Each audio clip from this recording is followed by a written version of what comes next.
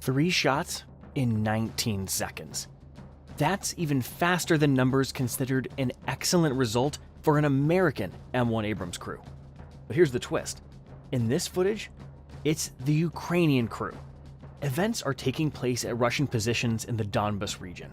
The task of the Ukrainians is to make the firing point unsuitable for further use. And the 120mm Abrams cannon is doing a great job of that. But is everything actually as perfect with the M1 Abrams as it seems at first glance? After all, some American media even wrote that the Ukrainian army moved the Abrams away from the battlefield so that they would not die. A complete lie, let the enemy not even hope. And international experts say the Ukrainians have received not the same M1 Abrams they have been promised during training at the US military base in Germany. Well, here is the truth from Alexei, the driver of this Ukrainian Abrams. The gear is automatic. We mastered its use in Germany, at a polygon, at a NATO base. Maybe the Ukrainian Abrams are not fast enough because they're almost 50% heavier than the T-series tanks in service with the Ukrainian army. The last time, I did 65 kilometers per hour. Well, you can do 72, but only from a hill. Yes, although the Abrams weighs at least 64 tons, it is speedy and maneuverable thanks to the Honeywell gas turbine engine with a capacity of 1,500 horsepower. Allegedly, this is the main feature of the Abrams because a large mass can indicate the thickness of the armor and thus the excellent protection of the crew. But retired Lieutenant General Ben Hodges, who previously served as a commander of the US Army forces in Europe, says the most significant advantage of modern Western tanks is that they can locate, identify, and engage targets faster and at a greater distance than the Soviet-era tanks in service with the Ukrainian army. Do the American tanks for Ukraine have the necessary devices to hit targets accurately? To figure this out, let's check the workstation of a Ukrainian Abrams gunner. It seems to be fully consistent with the M1A1SA version. The gun control, fire control system, main and auxiliary sights, thermal imager, all indicate that Ukraine has received the most modern and mass-produced tank modification. But this is an export modification. It does differ from the American version, for the worse. There is something to explain here. Have you heard anything about the secret American Project Green Grape? It's a top-secret armor for Abrams. This secret is almost 40 years old, but the time has come to reveal it. Actually, we're talking about additional depleted uranium DU armor plates. In fact, it is a layer cake, steel on the outside, followed by a shell of aluminum with depleted uranium inside. There are several such layers.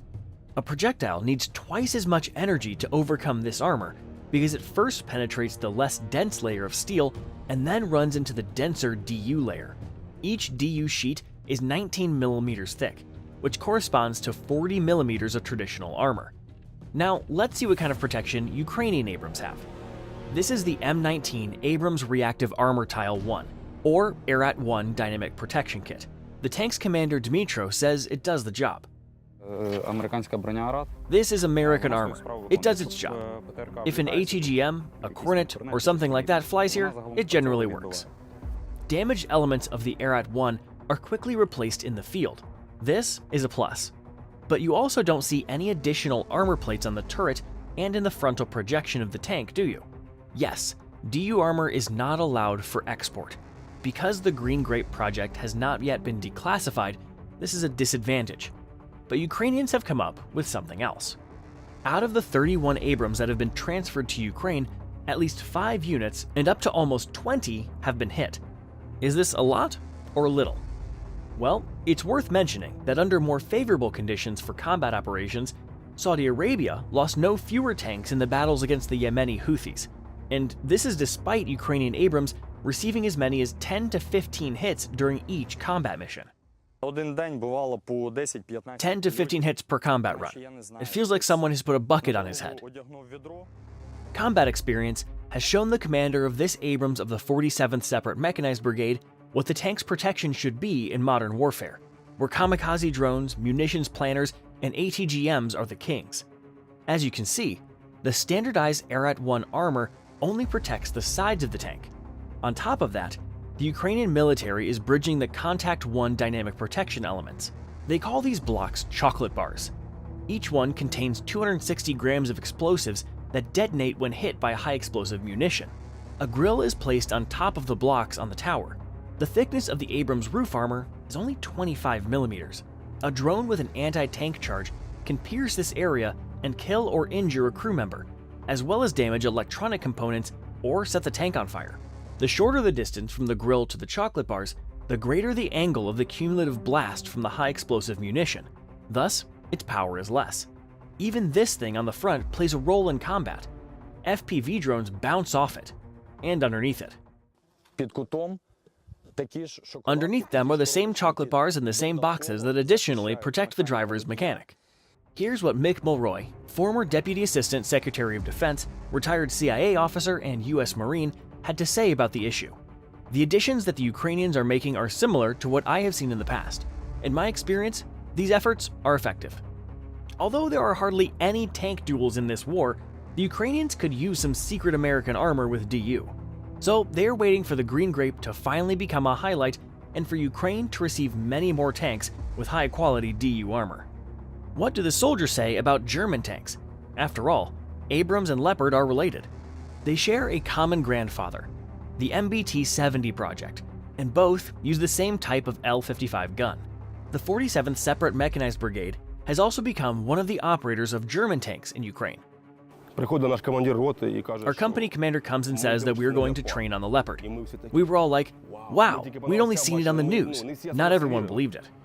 By the way, they also fight on American Bradley infantry fighting vehicles. Give us a thumbs up if you've already seen our fantastic video about the adventures of M2 Bradley in the war in Ukraine. Leopards of 2 generations and several modifications have been deployed in Ukraine. Fortunately, they share many of the same parts. This simplifies logistics and makes it possible to repair tanks in the field. According to the Bundestag, Kyiv received 55 Leopard 1A5s and 18 Leopard 2A6s, but other countries have also supplied such tanks. Various countries promise to provide over 100 Leopards, including the Swedish Stridsvagn 122, a licensed German Leopard 2A5 tank. However, it is unknown how many have been sent. What is for sure, however, is that Leopards took part in the counteroffensive in southern Ukraine. The loader of this Leopard 2A6, who has experience with Soviet tanks, tells something he has not yet told his wife. His Leopard was hit by a mine. Few crews of the old T-series tanks have experienced anything like this. At the moment of the explosion, there was just a flash. The tank didn't even shake. The commander ordered us to evacuate. They pulled the tank out. That is, not all damaged tanks remain on the battlefield forever, but in most cases they are pulled out and the crew remains unharmed. The tank is made primarily to protect the crew, because it is hard to survive in a Soviet tank. Even far from the battlefield, all Leopard tanks are scattered in the forest. No one knows their location. This Leopard 2A6 crew is on their way to meet us. As you can see, sometimes you really can't go without the secret green grapes. Unlike Ukrainian Abrams, the Leopard 2A6 can move backward no worse than forward. This gives it an advantage on the battlefield when performing the pants maneuver is necessary. This is when the tank constantly moves to avoid artillery fire and continues to fire. There's a rear view camera and a periscope. The commander guides the mechanic if the mechanic doesn't see something. That's very good. But the Leopard 2A6 does not like this kind of maneuver, because the Ukrainian off-road terrain is so tough that the track can come off. By the way, Ukrainian tankers can solve this problem even in the middle of a battle. Foreigners did not show us this. They do not know this. They did not know this themselves. The Leopard 2A6 gun has a barrel length of L55. It is 52 inches longer than the Abrams, so it can hit targets 1,320 feet further. It hits targets on the first shot. This is also due to the improved thermal correction system of the sight and the stability of the gun. You turn left, the turret turns left. Downward means gun down, and this way, the gun goes up. If the target is moving, I press these buttons for 3 to 6 seconds, and the computer catches it and holds the target itself. I can drive away, drive in, turn around. The gun will be in one direction only. According to Ukrainian tankers, The trick with the glass of beer on the barrel of the tank gun is not a combined filming, but the real work of the gun stabilization system. However, we don't see any additional protection. Doesn't the Leopard 2A6 need it? The thickness of the tank's roof armor plates is 40 millimeters. Yes, this is more than the Abrams, but in today's environment, the biggest threat from above is from drones with a cumulative charge. Therefore, the Leopard is vulnerable, just like all other tanks on the battlefield. What do Ukrainian tankers do to protect themselves? The commander of this tank says that the additional protection on the sides of the tank is also made with the help of chocolate bars. But to protect themselves from drone attacks from above, the crew has to rely solely on the electronic warfare device, and the grill on the roof is a bit tricky. We tried, but the design here is such that the turret, the gun, they haven't come up with a design yet that somehow folds up and can be driven into woods. The manufacturer of the Leopard 2 tanks, Krauss Maffei Wegmann, is already dealing with this problem. It seems that the era is coming when a tank cannot survive without a grill above the turret. In the meantime, the tank serves as heavy artillery in close combat.